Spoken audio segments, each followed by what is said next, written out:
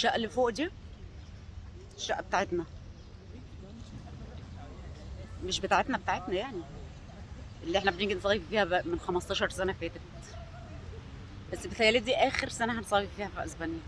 سمعت ان صاحبة الشقة او صاحب الشقة، انا مش بعرف اسباني كويس، هو يا صاحب يا صاحبة، خلاص عايزين يبيعوها.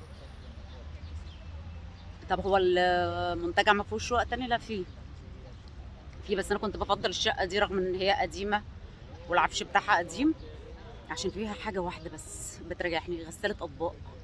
بدل ما اقعد اتخانق انا والعيال كل يوم مين اللي عليه الدور يعمل المواعين، فانت بتلم مواعينك وترميها في غسالة الاطباق. ف يعني كنت بتغاضى عن ان هي مش جديدة، العفش قديم، صغيرة، هي مش شقة على فكرة، هي استوديو. بس اتعودت برضو عليها 15 سنة، يعني عارف 15 سنة لما تبقى قاعد في مكان انت بتتعود عليه بقى خلاص.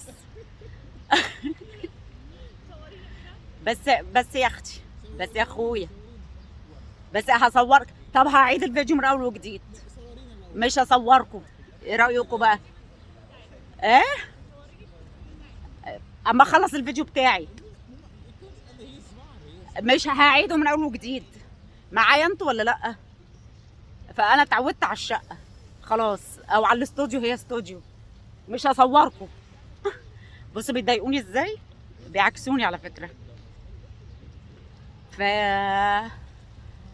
تخيل انت 15 سنة قاعد في نفس الشقة في نفس المكان، بتصحى كل يوم الصبح. ده جميل، وتعتبر بالنسبة للشقق التانية يعني سعرها معقول جدا.